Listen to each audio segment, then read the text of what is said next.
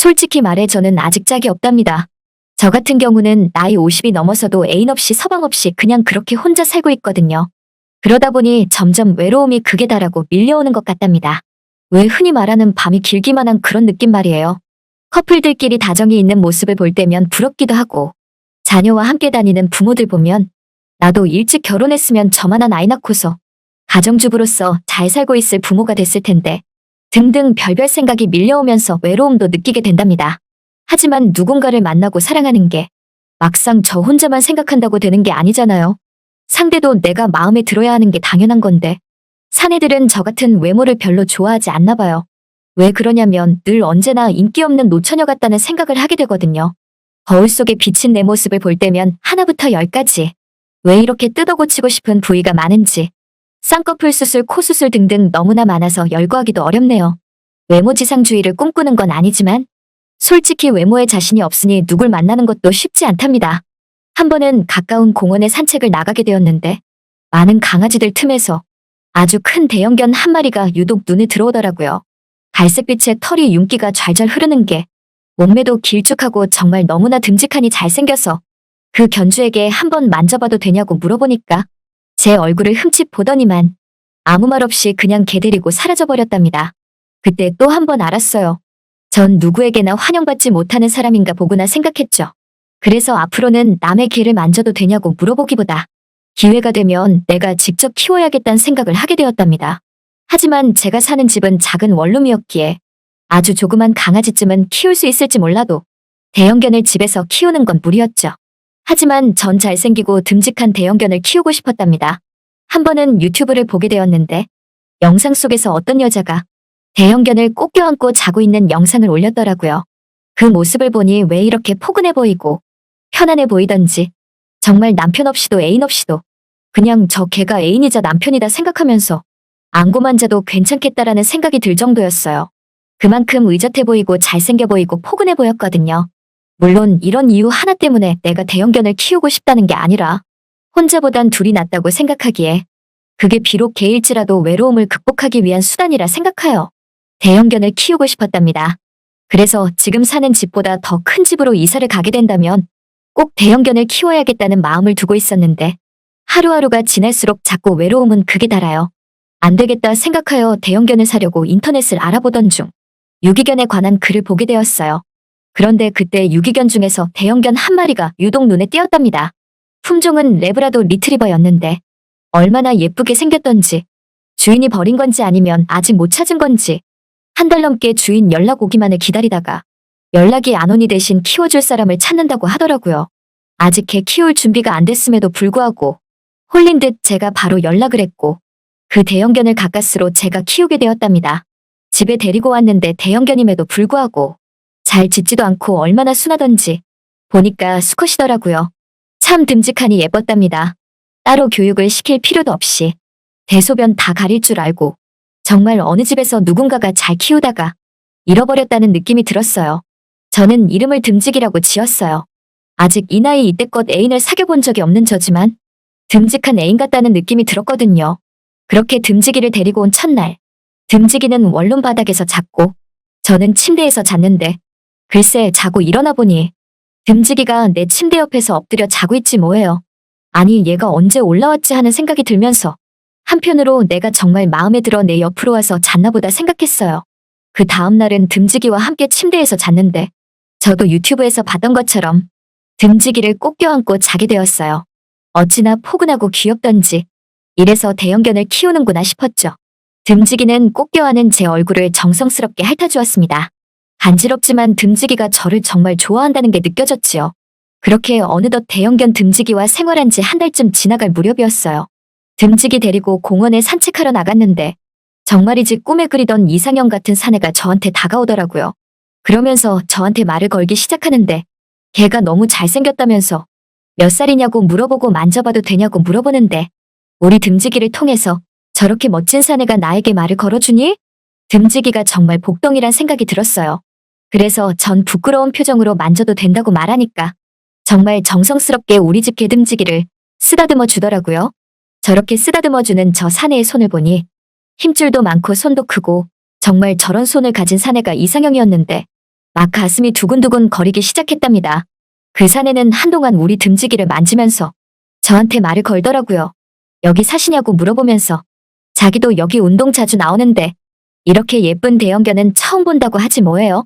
그래서 저도 얼마 전까지는 개 안 키웠는데 유기견이라서 키우게 됐다고 하니까 그 순간 저를 대단하게 쳐다보며 정말 좋은 일 하신다고 하지 뭐예요. 그렇게 공원에서 그 사내를 만나고 난 후에 집에 돌아와서 상사병이라도 걸린 듯 자꾸만 그 사내가 생각이 났어요.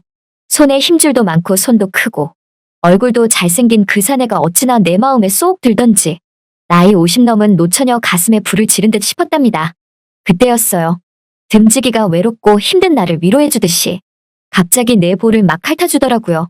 그 순간 전 간지러운 나머지 그만하라며 듬직이를 저지했지만 듬직이는 이게 재밌는지 저를 아주 쥐락펴락하듯 핥아주면서 가지고 노는 듯 싶었답니다. 그리고 며칠 후 다시 공원으로 산책을 가게 되었답니다. 혹시나 그 사내가 다시 공원에 오지 않을까 하는 기대감에 차 있었지만 사내는 보이지 않았어요. 뭔가 아쉽다 생각하는 그 순간 그때였어요. 저 멀리 그 사내가 보였고 그 사내도 저를 보고 손을 흔들며 이쪽으로 오고 있었답니다. 보잘것없이 못난 나에게 손을 흔들다니 분명 내가 마음에 들어서 손을 흔든다는 착각을 하게 되었어요. 전 가슴이 뛰기 시작했답니다. 이번에 만나면 무슨 말부터 할까? 저 사내 나이는 찾지만 결혼은 했을까? 아니면 이혼했거나 애인이 있을까? 없다면 어떻게 하여 저 사내 애인이 될 수 있을까? 등등 별의별 생각이 들었죠. 드디어 그 사내가 우리들 곁으로 왔고 저는 보지도 않은 채 듬직이한테 가서 오랜만이라고 그러며 막 쓰다듬어 주더라고요. 저는 안중에도 없는 느낌이었답니다. 그저 듬직이만 보이는 듯 싶었거든요. 공원에서 운동을 격하게 한 건지 목 주위에 땀이 가슴 근육을 타고 흘러내리는데 그 모습이 왜 이렇게 멋져 보이던지 순간 또 심장이 멎는 줄 알았답니다. 그때였어요. 갑자기 그 사내가 저한테 그러는 거예요. 강아지 샴푸 냄새는 아닌 것 같고 향수 못 쓰세요?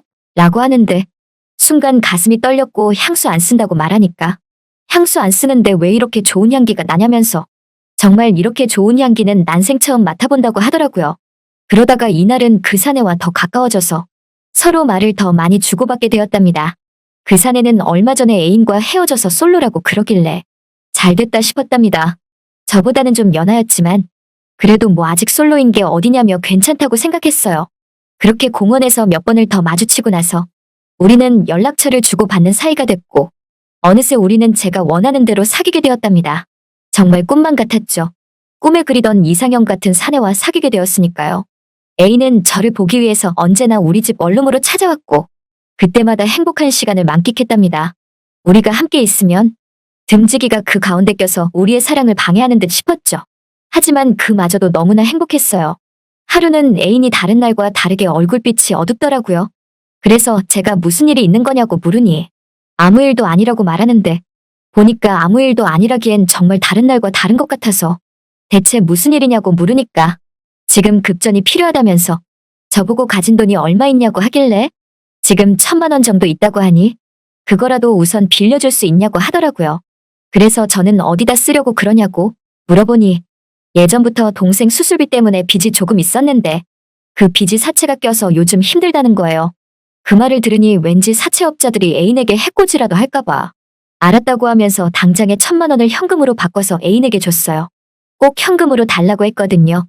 애인은 고맙다면서 오늘은 이만 가겠다고 하길래 저도 그러라고 하면서 애인에게 뽀뽀를 하려고 하자 애인은 갑자기 나 대신 우리 집 대형견인 듬직이에게 뽀뽀를 하고 이만 간다고 하더라고요.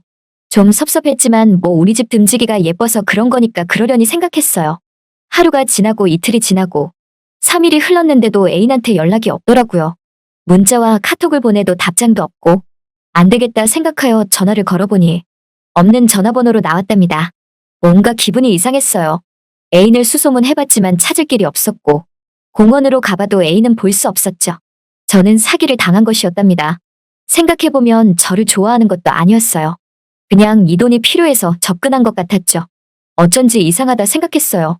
남자들은 저를 좋아하지 않는데 저런 멋쟁이가 나에게 사귀자고 했으니 제가 바보같이 그 꼬임에 넘어간 거였죠. 경찰에 신고를 했지만 찾을 길이 없었답니다. 한 가지 소름 돋는 건 이 사내가 정말 계획적이란 생각이 들었어요. 그 이유 중에 하나가 제가 휴대폰을 들고서 사진이나 영상을 찍으려고 그러면 자기는 찍지 말라고 하면서 나중에 좋은 카메라로 찍자고 매번 그렇게 말을 했거든요. 그 이유가 자신이 찍히면 나중에 잡히기 쉬우니 그랬다는 생각이 든답니다. 그리고 어디 사는지 알려주지도 않았어요. 누추하다면서 곧 넓은 집으로 이사 갈 거라며 그때 알려준다고 매번 그랬거든요. 이 모든 게 다 사기를 치기 위한 계획이었다고 생각하니 눈물이 쏟아졌어요. 저는 우리 듬직이를 부둥켜 안고 서러움에 막 울었답니다. 돈도 잃고 바보처럼 남자한테 이용당한 것 같아서 슬펐거든요. 그랬더니 우리 집 듬직이가 저를 핥아주며 위로를 해주었답니다. 정말 이런 내 마음을 알아주는 건 듬직이밖에 없는 것 같네요. 잘 들으셨나요? 이번 사연은 여기까지입니다. 구독과 좋아요 그리고 알림 설정까지 하시면 앞으로는 보다 빠르게